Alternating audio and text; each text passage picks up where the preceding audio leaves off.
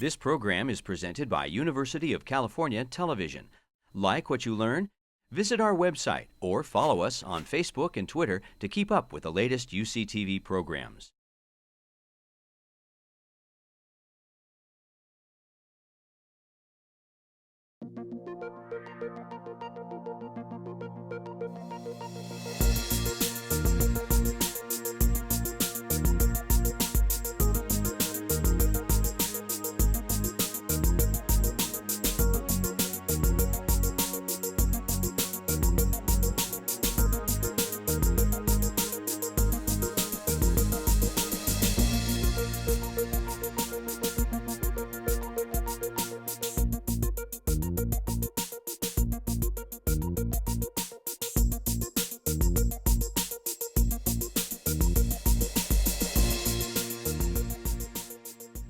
So we're continuing our mini medical school, focusing on the heart, and today's topic is sudden cardiac death. And I'm also going to talk about what you can do to prevent it. Here are my disclosures. Now, before I get started, I want to just highlight the final word about nutritional studies. And it's a relief that we have the truth after all these conflicting reports. So now we know that, number one, the Japanese eat very little fat and suffer fewer heart attacks than Americans. The Mexicans eat lots of fat and suffer fewer heart attacks than Americans. The Chinese drink very little red wine and suffer fewer heart attacks than Americans. The Italians drink lots of red wine and suffer fewer heart attacks than Americans. The Germans drink lots of beer, eat lots of sausages and fats, and suffer fewer heart attacks than Americans. So the conclusion is, eat and drink what you like.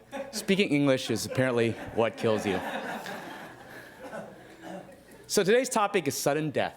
And if somebody were to suddenly fall unconscious on the floor at a soccer match, at home, at an airport, at a school, do you know what to do? Hopefully by the end of today, you'll know what to do.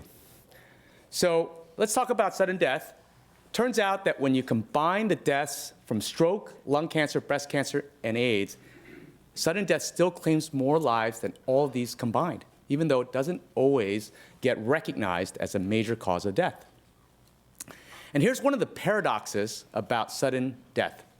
So we know that certain types of patients with heart disease, patients with previous myocardial infarction or heart attack, people have previously had cardiac arrest outside the hospital, people with low ejection fractions, hearts that are weak, we know that their incidence of sudden death is relatively high, 30%, 25%, and 20% here.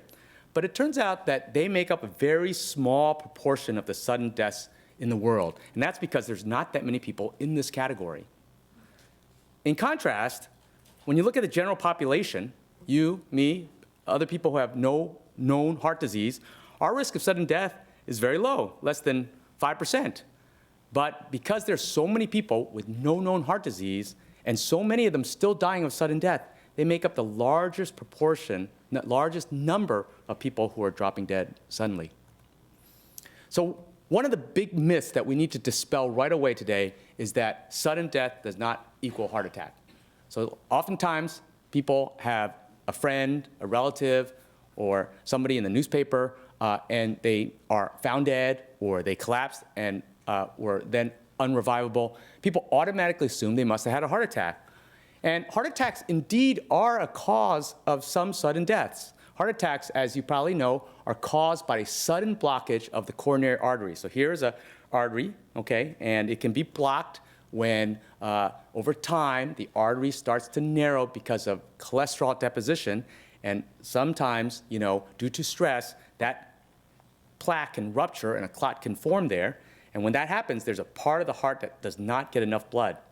And usually, in a setting of a heart attack, you just get chest pain, and you have time to get to the hospital to get that artery opened up with angioplasty and stenting. On occasion, though, heart attacks, when they're very large or when they electrically destabilize you, do lead to sudden death, but that's the minority of heart attacks. So heart attacks sometimes cause sudden death, but when somebody dies of sudden death, it's not always a heart attack. So the natural question is, what other things are causing sudden deaths? Well, if you're over age 35, it's true that most of the sudden deaths are caused by heart attacks, coronary artery sclerosis, or narrowing of the arteries, leading either to an acute heart attack or an old heart attack where the scar causes electrical abnormalities. But then there are the other kinds of causes of sudden death, and some of these are genetic-based diseases like cardiomyopathy, where your heart can get very dilated or very thickened. This is called dilated cardiomyopathy. This is called hypertrophic cardiomyopathy. And then there's a small proportion of people who have other genetic abnormalities that cause their heart to be electrically unstable. So this is Darryl Kyle. He was a major league pitcher. And one day, he didn't show up to one of his games. It was a day game. So they sent somebody over to the hotel to check up on him, and unfortunately, he was found dead in his bed. When they did the autopsy, they found that he had very high-grade narrowing of the arteries that feed his heart, and there was a clot there, so he indeed had a heart attack leading to his sudden death. He obviously had no clear-cut signs of being sick. He was, for goodness sake, a major league pitcher who had recently won 20 games before he was found dead. For him, it was definitely a genetically based predisposition to coronary artery disease and heart attacks, because it turned out that his father also died suddenly at age 40. Darryl Kyle was 34 when he was found dead. So how about people who are under age 35? So we've already talked about those over 35. Their main cause of sudden death is heart attacks, and a few of them have these genetic abnormalities that cause sudden death. But how about younger than 35? Well, as you might have guessed, those younger than 35 don't have heart attacks very often, okay? And these other diseases, the genetic diseases, become more factors when these people drop dead. And then when they've looked at autopsies of people who were young, under age 35, who died suddenly, they collated the causes of death, and they found that most of them had these three entities: hypertrophic cardiomyopathy, Commotio cordis, and coronary artery anomalies. And we'll talk about each one of those one at a time. So here's the first one. Here's the biggest killer for those who are under age 35. It's called hypertrophic cardiomyopathy. All right? And what happens is that instead of a normal heart like this with very reasonable sized heart walls, the heart gets extremely dilated, extremely large, and you can see the heart wall becomes extraordinarily thickened. And that thickening of the heart is very disordered. This is what a microscopic slide of the heart muscle would look like. You could see that the muscle is kind of moving in various directions instead of straight up and down. And this is a disordered myocardium. This disorder of the myocardium leads to electrical abnormalities that predispose you to the ventricular arrhythmias that cause sudden death.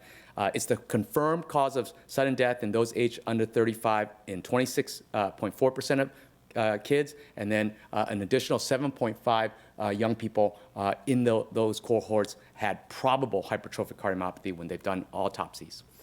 So this is Hank Gathers. He was only 23 years old, and at the time, he was the best college basketball player in the country. He is one of the few players to lead the country in both rebounding and scoring. And he has a very interesting story. So he fainted once on court, and everybody saw him fall, but then he woke up. And he went to the doctors, and they diagnosed him with this disorder, hypertrophic cardiomyopathy. And, you know, the doctors were probably concerned that maybe basketball wasn't the right thing for him, but hey, this is this guy's life. He's going to be a very good pro basketball player. He is going to be a very rich pro basketball player, and no one wanted to take him off the court. So they made a decision to let him play. They gave him a medicine called a beta blocker, and they had a defibrillator at the court side for every game. About 2 months later, he collapsed again on the court, and this time he didn't wake right up. And so he needed to be defibrillated, but what is really interesting and very sad was they felt that they couldn't defibrillate him in front of all the fans. And so they waited to lift him up and bring him to the side. And then they tried to defibrillate him then. And of course, as you might have guessed by the way I presented the story, he ended up dying. Very sad story, only 23 years old. He had hypertrophic cardiomyopathy. So here's an EKG of somebody with hypertrophic cardiomyopathy. And maybe you don't have experience reading this, but I can tell you that these waves here, right here, are very tall. We call this a very high voltage EKG. This is indicative of the very thickened heart muscle, so there's a lot of electrical energy traveling through that heart, every beat of the heart.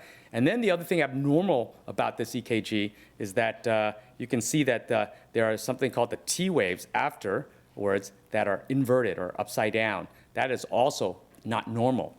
So because this disorder, hypertrophic cardiomyopathy, has a distinct EKG pattern, many people have argued for us to do widespread ECG or EKG screening for athletes or high school kids or college kids, because for some of these patients, we will pick this up and we would potentially treat them appropriately before they have this tragic end.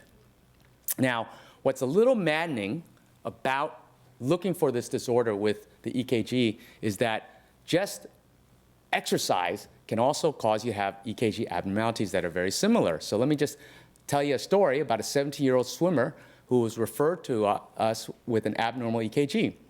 And he tells us that he feels great, he feels fine. He has had no fainting, also known as syncope. He has no other symptoms of cardiac disease, no family history of sudden death. He appears to be extremely physically fit, and the rest of the exam is entirely benign, except for a soft systolic murmur, which is very common in a young person like this. You look at his EKG, and his EKG looks a lot like that hypertrophic cardiomyopathy EKG I showed you. Again, you see very high voltages here, and then you see these T waves that are inverted. So we might do additional testing. We might do an ultrasound of his heart, an echo, and we see that his heart walls are thickened, okay? So the thickness of the heart is 14 millimeters, whereas normal is 12 millimeters. His LV cavity is also a little generous at 48 millimeters, which is normal is 45 millimeters. And so there's some abnormalities there that are suggestive of hypertrophic cardiomyopathy. But on the other hand, this just could be normal adaptation to somebody who's exercising all the time because they want to make it to the Olympics. So you do other tests, the MRI, an exercise treadmill test. You might even put a Holter on him, a monitor that he wears for 24 hours to see if any arrhythmias show up, and you get nothing. And so the question is, what do you do now?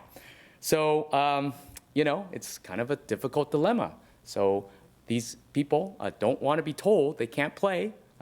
They have sometimes been doing their sport for years and years, and they have these very high aspirations. To tell them that they can't play their sport is like telling them to die or not eat. It's very, very difficult. But then the question is, and what if you're wrong? What if they don't really have that disease? But on the other hand, what if they do have the disease and you tell them to play and then they drop dead, right? So one of the things that we do to try to help us with the diagnosis is that we see what happens with deconditioning, okay? And that means forcing these 17-year-old kids to not exercise, not swim, and to see what kind of changes will occur with their EKG and their ultrasound. So in this example, after 8 weeks, 2 months of no exercise, you can see that the voltages are a little down and all the T waves are now upright, no longer inverted. So the EKG has become more normal. And then when you look at his echo, how thick his heart is, his heart thickness has actually regressed from 14 millimeters to 11 millimeters. So at this point, we know that the changes that we saw, the abnormalities we saw, were probably just adaptations to exercise, and we can confidently say now, go ahead and exercise. That was not hypertrophic cardiomyopathy. You're not at risk for sudden death. But it's the 8 weeks of deconditioning that's really difficult to ask a budding athlete to accept. But it's really sometimes the best way to sort out whether you're dealing with a life-threatening illness or just something benign and just adaptation to exercise. Turns out that in a lot of sports, especially if you're an elite athlete, you can have abnormal EKGs. So this is a study of Olympic athletes in Europe who did a variety of sports, and you can see that a large proportion of them had abnormal EKGs. And as you might expect, the sports that required a lot of endurance, like cycling, cross-country skiing, tennis, rowing, they had a very high percentage of ECG abnormalities. Those that didn't have as much conditioning involved, like equestrian, didn't have as many common abnormalities. Not really sure why those who shot guns had abnormal EKGs, but who knows? Depends, I guess, what they were shooting. Okay, so let's talk about the second most common cause of sudden death in people less than age 35, and it's something called Commotio cordis, a really interesting syndrome. And it is a situation when you get a blunt blow to the chest, okay, about 15 to 30 milliseconds after the T wave on your EKG. So that's when the heart muscle is finished depolarizing and is now repolarizing. And it turns out that that's a vulnerable period of time for the heart. And a blow to the chest at that moment can cause a ventricular arrhythmia, a life-threatening ventricular abnormal rhythm. The mean age that this occurs in is 13-year-olds, and it could be something about the compliance of their chest wall. And this accounts for about 20% of sudden deaths. And these are patients with normal, structurally normal hearts, and they have normal EKGs, and it's probably just due to the fact that the heart is vulnerable at that time. When I was growing up, I used to enjoy it as a 13-year-old, punching my friends in the chest frequently. I had no idea that I was risking their lives, let alone my lives, when they punched me back. So here's a video of a 15-year-old kid who was at a martial arts meet, and he got punched in the chest at the vulnerable period.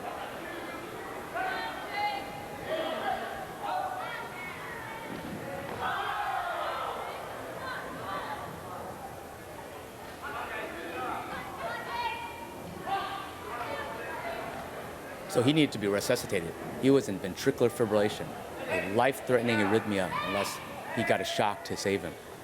So that's what Commotio cordis is. Very sad when it happens. And the most important thing is to recognize it and to know what to do. And we'll talk about that in just a second. So it turns out that companies have stepped up in this arena to offer some protection for kids. This is called a heart shield that you can wear.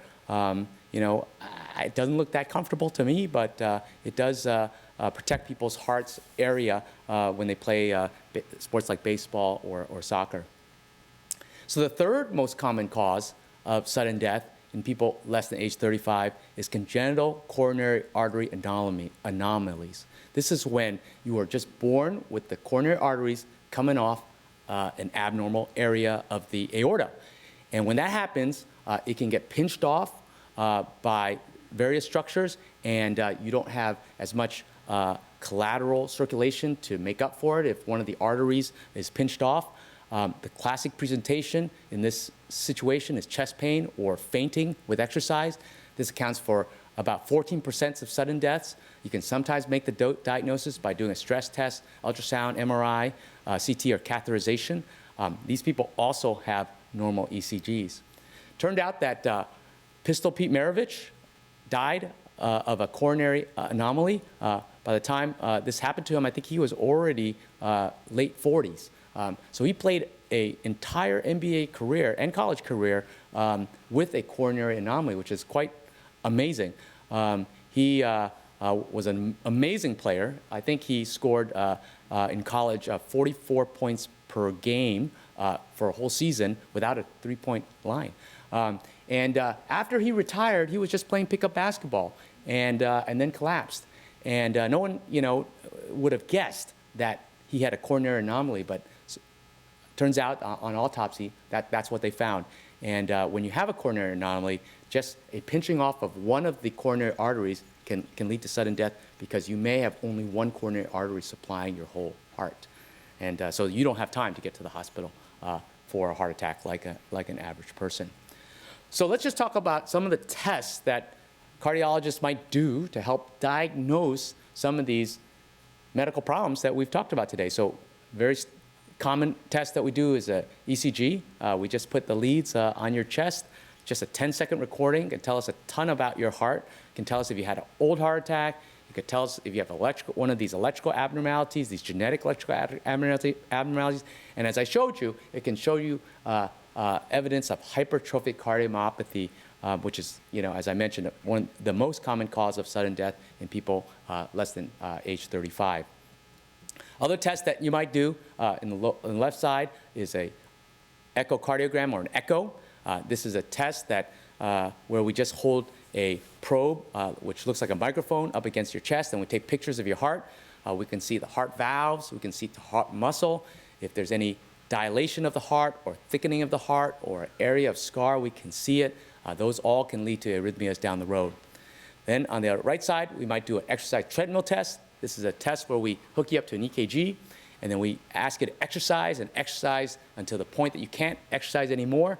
And we're seeing if you have evidence of blockage of any of the arteries that feed your heart, or we're also looking to see if any arrhythmias are induced when you exercise.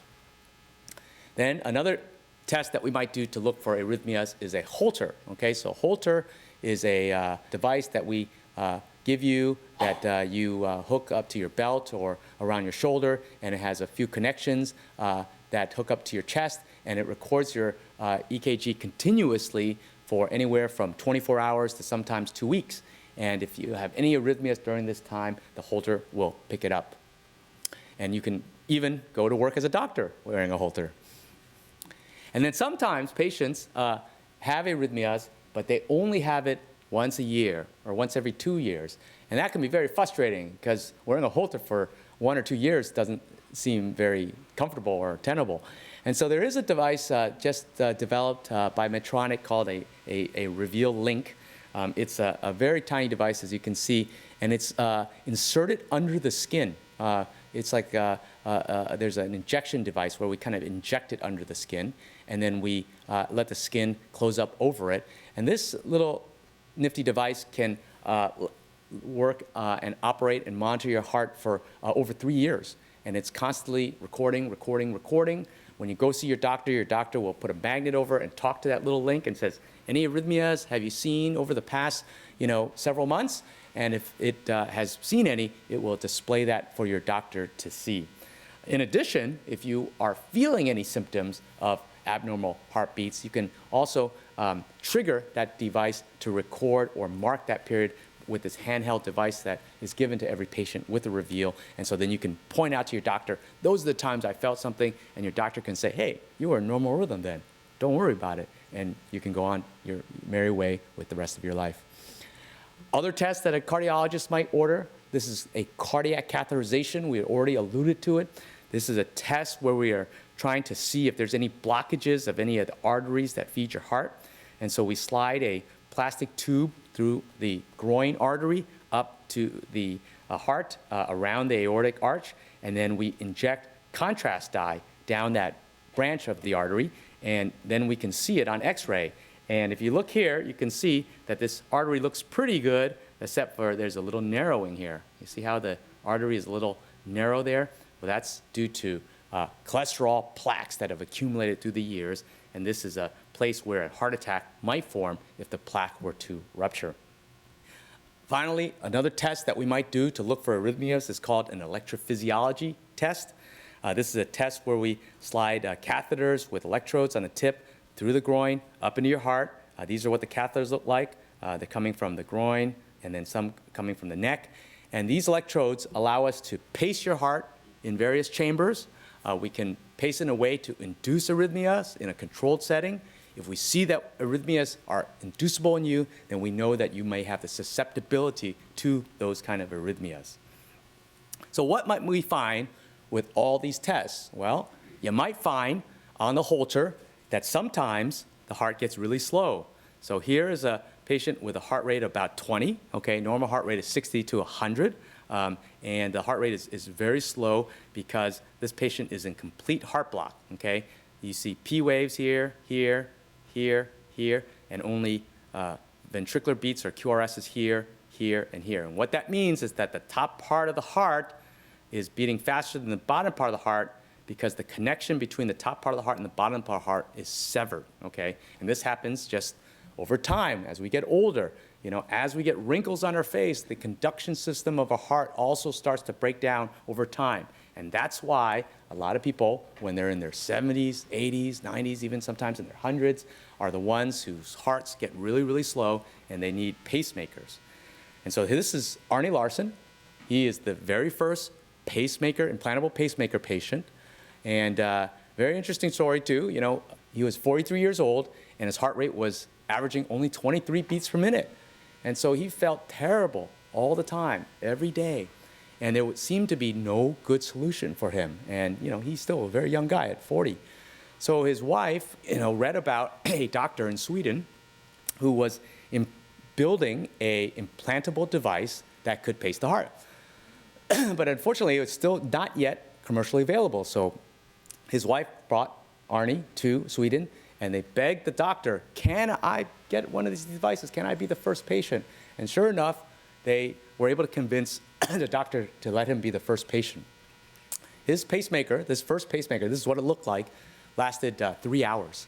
And then he had to go back to the operating room again to get a second pacemaker, which lasted 2 days. And you can see that the technology back then was not really good. And big part of the drawback was the battery technology wasn't good. Turns out, though, that Arnie Larson ended up getting 26 pacemakers in his life. And he lived to the great age of 84. Isn't that great? He lived to 84 and outlived both the doctors that implanted his device, okay?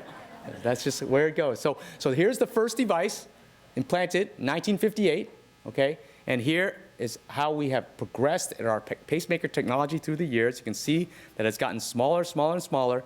And look at this. In 2013, we started a clinical trial implanting a pacemaker that's the size of a bullet. And it doesn't have leads, it just sits entirely in your heart. So this is in clinical trials right now. Someday this could be the standard for all pacemakers. Okay, well, what else can we find if we do some of those testing on you if you faint? We might find this. So this is another EKG, which ironically, the computer read as a normal ECG, okay? But the truth is, this EKG could not be further from normal, okay? Look here in this lead, V1. You can see how this complex looks different than a normal V1. You can see how this segment of the QRS is elevated and downsloping. This is something called Brugada syndrome. This is a life-threatening genetic abnormality. This is a problem with the sodium channel, the sodium electrical ion channel of the heart. And when you have Brugada syndrome, your sodium channel doesn't work right, and you are at risk for sudden death. And this is what happens when you have Brugada syndrome. You can have that Brugada pattern that I showed you, a little elevation with kind of T-wave inversion, and then you can go right into ventricular fibrillation. This is really fast. This is really erratic. People faint when they have rhythms like this. People with Brugada syndrome are at risk for sudden death leading to ventricular fibrillation. And it usually happens at night when they're sleeping. And turns out that even before people knew the mechanism of Brugada syndrome, countries had already come up with names for this syndrome that they were seeing. And in Thailand, they called it lai thai, death during sleep.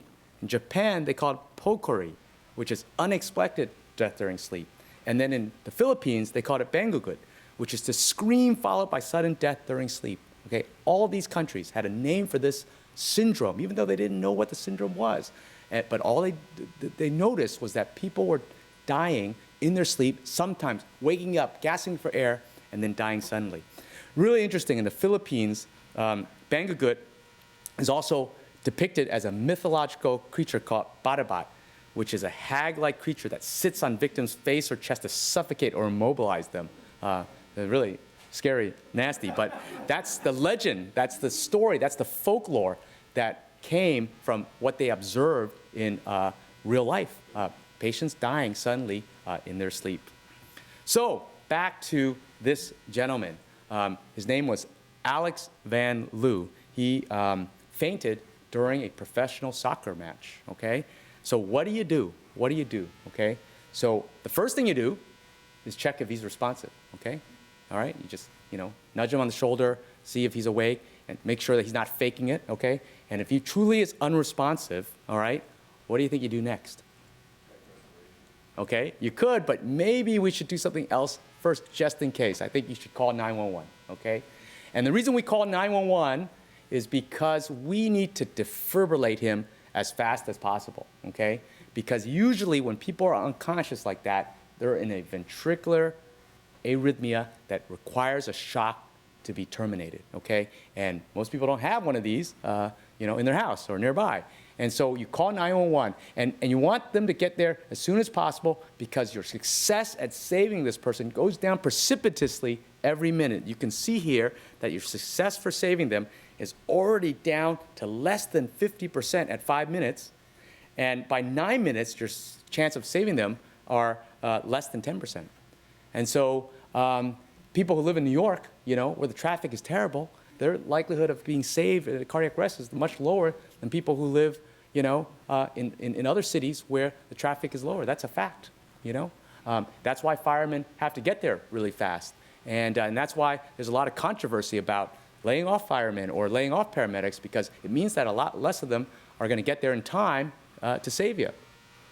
So we checked his responsiveness. He's unresponsive. We call 911, okay? Any idea what you might do next? What if you're at a airport or at a casino? So I hear it. You might see if there's an AED available, okay? An AED is an automatic external defibrillator. And you might see some of these at the airport, at a school, at a casino, any venue with a lot of people. They'll have these. These are devices that you don't need to be a doctor or nurse to use, okay?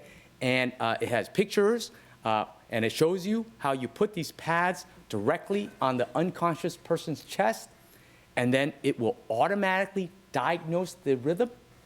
And if it believes that this is a rhythm that needs to be shocked, it'll say, stand back, shock is going to be delivered, and it'll deliver the shock and save the person's life, okay? So if somebody's unconscious and there's an AED available, grab it and see if you can use it to defibrillate them before the paramedics get there. Okay, so turns out AED is not available. What do you think we should do next? CPR, okay, CPR, great. So turns out that we've actually evolved a lot when it comes to CPR, okay? When I first learned CPR, it was the ABCs of CPR.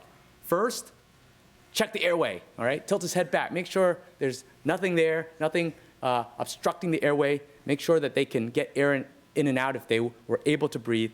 And then step number 2 is to give them mouth-to-mouth resuscitation, okay? And then only after 2 breaths do you start chest compressions. Well, truth is, people are resistant to do mouth-to-mouth on people who fall unconscious on the street. And then there was the worry about HIV and AIDS when it came out, and no one knew how people were getting it. And so people rethought these ABCs. And now it's a 2-step process, okay? First, call 911, and then just start chest compressions. They don't even have breathing anymore, okay? And part of why they took breathing out, not all because we're scared of germs, okay? It turns out that just chest compressions moves air in and out of the chest. And so they figured that maybe if we just take out the breathing, all right, we'll still get air in and out of the people's bodies who are unconscious, and more people will be willing to do CPR, okay? So it's just call 911 and start chest compressions. Easy, nothing to be scared of, no germs to worry about. Now, we've talked about what to do when you see somebody who is unresponsive, who's unconscious. Unfortunately, sometimes sudden death occurs and it's unwitnessed, okay? And these are 2 stars recently who were found dead. Brittany Murphy was found dead in her bathroom. Bobby Christina also found dead in her bathroom, in a bathtub. When you're taking a bath, usually there's nobody to see you or watch you become unconscious, and there's no one to call 911 or start CPR. And that's a sad thing for many people because they're not saved. And so for people who are at risk for sudden death, and we know that they can't be watched 24 hours a day, how are we going to protect them? How are we going to save them? How are we going to keep them from dropping dead? Well, it turns out that a very famous doctor, Dr. Morawski, conceived of the implantable defibrillator to just to protect these kinds of people at risk for sudden death in case they, collapse and no one's around to save them. So in 1966, he conceived the idea of let's create a device that goes in people's bodies that can monitor them and shock them if they need it. The first experimental model was in 1969, the first animal implant in 1975, human implant in 1980, FDA approval in 1985, and now we're putting a ton of these in many patients all over the world. Turns out the old device was a little clunky. It was big. It was so big that you couldn't put it up here. You had to put it kind of in the abdominal wall. It had a coil that sat in your vein, and then a pad that sat on the outside of the heart to defibrillate you. Unfortunately, this coil kind of moved a little bit in and out, and sometimes people had to have surgery to move it back. The other interesting backstory about the defibrillator, though, is that after it was invented and showed that it could work, people were very hesitant to approve this. They felt that there was something unnatural or unethical about having a defibrillator that saves people's life, and maybe when you drop dead, it's really time for you to go, and you're playing God by putting this defibrillator in. And so Dr. Morosky actually couldn't get his device originally approved, and his paper that he wrote to describe the usefulness of this device was not accepted by many prestigious journals. And it wasn't until he employed a dog to save his project, as dogs often do. They save humans from screwing up. And so he implanted a defibrillator in a dog that had a genetic predisposition to sudden death. And this dog would be playing, happy, barking, playing with the owners, and then the dog would lose consciousness. And then it would look, for all practical purposes, dead.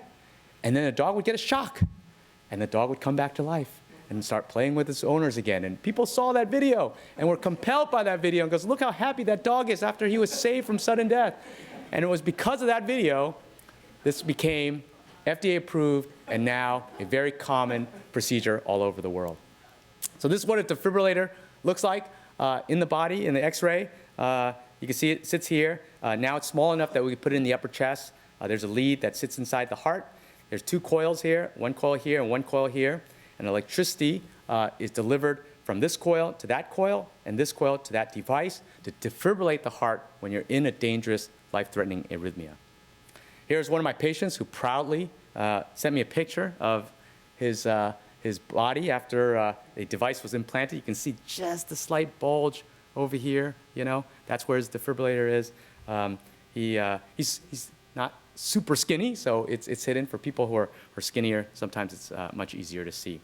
So you remember this guy, Mr. Alex Van Loo, the soccer player?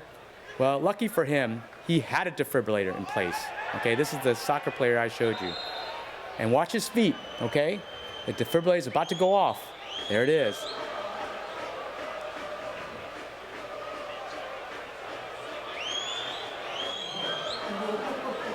And a true miracle. His life is saved. He comes back to life. So lucky for him, he had hypertrophic cardiomyopathy. And he had a defibrillator implanted. He went back to playing soccer, and he had this cardiac arrest on the field. And because of that, we have this amazing video. Okay, so ICD saves lives. I think I showed you quite convincingly that it does. But if you're not convinced that ICD saves lives, here's a picture of an ICD that saved a gun owner's life.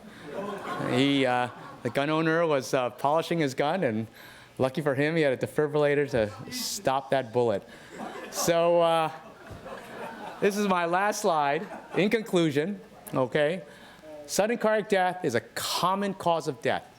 The main cause of sudden cardiac death depends on your age. If you're over age 35, the main cause of sudden death is heart attacks. If you're under age 35, the main cause of sudden death is hypertrophic cardiomyopathy, the thickening heart muscle, or Commotio cordis, a blow to the chest at the wrong time, or coronary anomalies, where the coronary arteries come off in the wrong way. If somebody has cardiac arrest, okay, whether it's your relative, whether it's a stranger, these are the things that you do. First, you check, number one, their responsiveness to make sure that they truly are unconscious. If they are unconscious, call 911. Then look around for an AED, and if there is one, you can operate it yourself, all right? Just put it on. It'll start talking to you and tell you what to do. And if that doesn't work, or you don't have an AED, you start hands-only CPR, okay? just chest compressions, and wait for the paramedics to get there. As you can see, we have now pacemakers and ICDs that can save lives and save people from sudden death, so a great breakthrough in prevention of sudden death. And finally, I have a speaker today, one of my patients, one of my beloved patients who I've known for just about 10 years now, Mr. Alan Liss, who is going to talk to us a little bit about what it's like to get diagnosed with heart disease, what it's like to have an ICD, and what it's like to have a cardiac arrest. So, Mr. Liss, come on up. This was about 18 years ago, so I'm quite fortunate. So I'm quite fond of this technology right now, because here I am, 18 years later. I was actually playing basketball. I was fairly athletic. A life member of the Dolphin Club, so I don't know if anybody knows about the swimming club, but bay swimmer, quite active.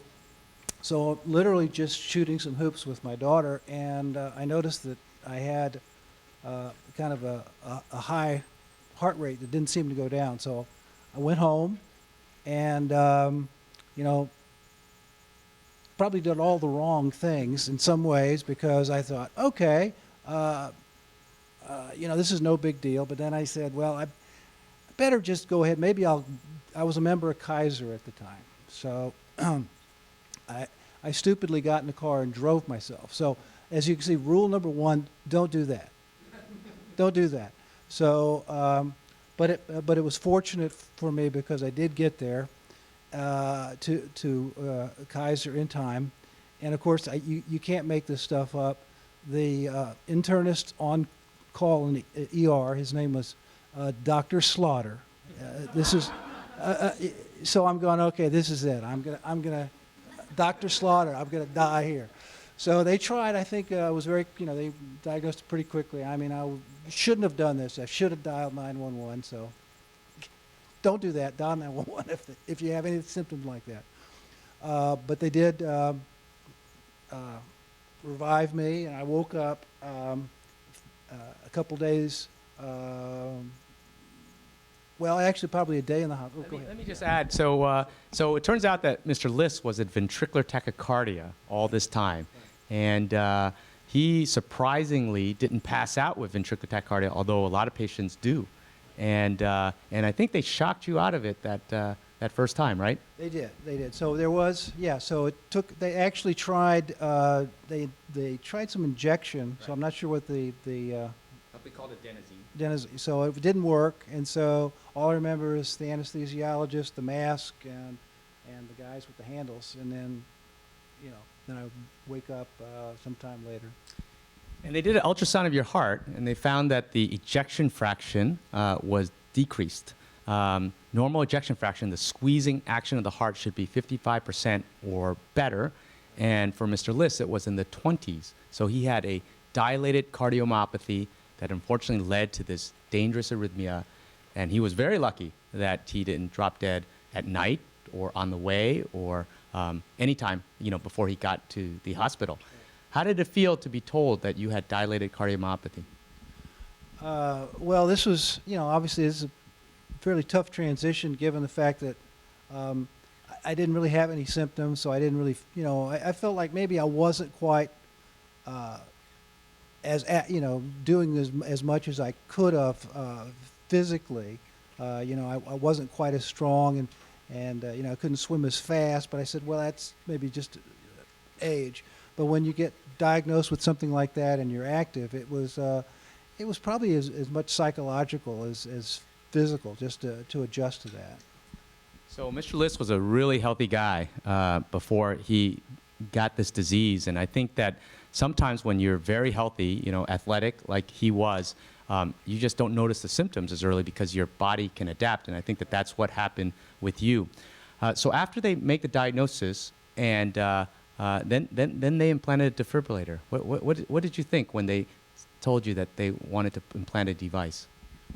Yeah, well, you know, there was a discussion. So anyway, how did I end up at UC? So actually, the initial devices that got put in, I actually ended up with the ICD first, and secondarily a pacemaker. But actually, there was a nurses' strike at Kaiser, which was actually good fortune for me because I got to you know, get the best treatment in the city as opposed to, I don't know, maybe okay from Kaiser. So now I have to give kudos to Kaiser because they were the first line and they did their job. So, but seriously, I mean, if you're going to have something like this happen, you bet it'd be nice to have someone like the kinds of folks that I had at UC. So yeah, it was tough to adapt to initially. Yeah. And how does it feel having a defibrillator in place? Does it bother you? Do you think about it? Well, it took a while. It took a while. I mean, to adapt to it physically, but surprisingly over time, you get used to it. I mean, the combination actually of the medication that I took, combined with the pacemakers, everything kind of worked together to where I became not the same. I couldn't run. I could walk. And I could do most of the activities. So it becomes a normal part of your life. So you do adapt. So now tell us about the day you passed out. This is after he had the defibrillator in place. Right. So, well, I mean, it's been 18 years, so I've been through several iterations of the device. You're looking at that chart. Thank goodness I wasn't quite at the first one, but I have seen the evolution of it, and so I've felt basically there's essentially two ways you get shocked. I mean, in the older, they actually called some of the early devices a shock box, and because it wouldn't take much more than just the extra activity, and if you happened to be conscious when you got shocked, it was a nasty experience, quite honestly. Let me explain that to them. So, as everything, when you first start out with a new device, they don't work quite as well. And the new devices weren't as accurate in diagnosing an arrhythmia. And so there were times where it would give what we called an inappropriate shock. That means a shock when you didn't need it and when you were still awake, and that's probably what you are talking about. How did it feel getting that shock? Well, imagine if somebody had a baseball bat and they took it and they slammed it into your chest. That's sort of what that shock feels like. Now, when you're unconscious, if you go unconscious, it's a whole different experience. I mean, tell us really, about that episode. Well, I remember that one. Yeah, because I mean, well, I was, I probably overdid it, and I maybe didn't take my meds appropriately. In a timely fashion, I probably waited too long. So between being overly tired, etc., all I remember was I go for my little walk and I unlocked the trunk and I was going to put my stuff in the trunk, and the next thing I know, I lost time. I'm on the ground, and I had this where have I been experience. So you just woke up on the ground. I woke up on the ground, and it was kind of strange seeing that tape of the guy pass out and the legs, because it's essentially for that 2 seconds. It could have been 2 seconds. It could have been 2 minutes, 2 hours. I had no idea. It's just the next thing I know, I'd lost that time. But there you are. You're alive. So when Mr. List came into the clinic and we interrogated his device to ask the device what happened the day before, we could see that he went into ventricular fibrillation, a dangerous heart rhythm. So he had that arrhythmia. It caused him to pass out. The device delivered a shock. You were fully asleep during the shock, so you don't remember it. And then it converted him back to normal rhythm. And then he woke up. Yeah. How'd you feel about that when you heard that's what really happened? Well, I mean, the strange part, of course, is the losing of time. But the other part of it is that, okay, since this newer device, I'm not, I haven't had any of the nasty experience with being awake, so that's a good thing. I got to say, I'm very pleased. I mean, if you're going to have the experience, that's the way to have it. Make sure you're asleep when you get shocked. So I think you were diagnosed with the disease, the cardiomyopathy, in 1995 or 1996, okay? So it's almost been 20 years, and here you are, and doing great, you know, really, really amazing. So quite a story, quite a story. So thank you, Mr. List, for coming.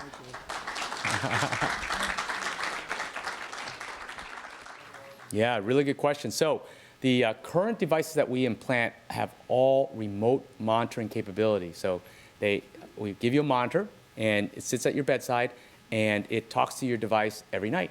And if there's any problem with the battery or the lead, or if they're seeing that you're having arrhythmias, it'll send that information directly to your doctor, and your doctor could call you the next day and say, hey, you know, we saw something yesterday.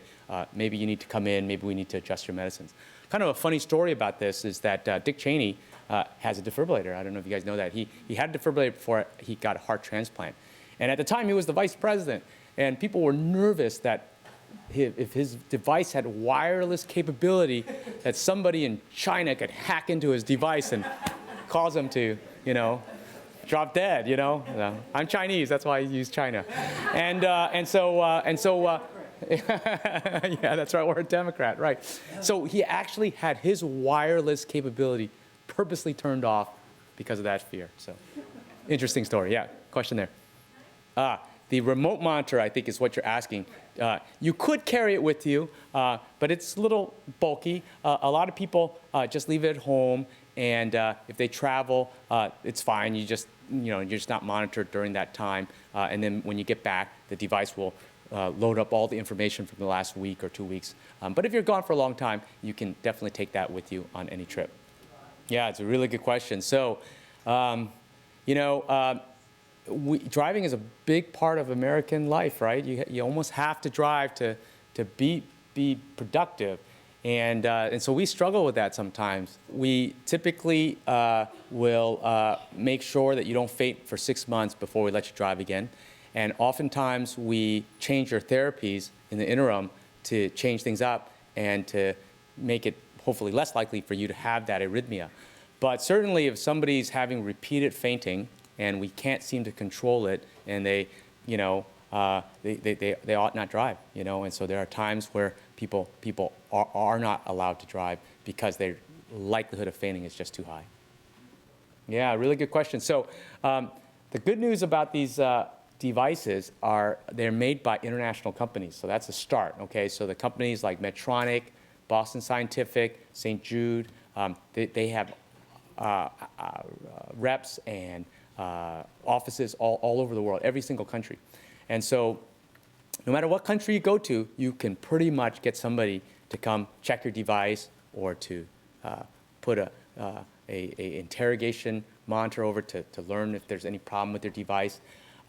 When it comes to that remote monitoring, that could be kind of tricky because that remote monitor usually only works with certain kinds of phones, the country that it's designed for. So if you're leaving the country, that remote monitor may or may not work. Now, some companies have cellular remote monitors, and so that alleviates some of the concern with plugging into the wall. But then even with cellular, sometimes different countries have different operators and so forth. So it is an issue. It is an issue. You'd have to see what country you're going to and what kind of phone service they have there.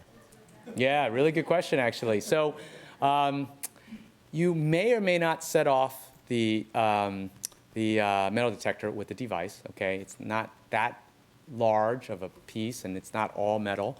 But sometimes you do. And everybody who has a device like that is given a card, and the card says, I have a pacemaker or I have a defibrillator. And you show that to them, and they are supposed to let you walk around the metal detector. And if they need to search you, they'll just do a pat down on you. So the wand that they use is okay? It's okay as long as they don't wave it over that device. Yeah.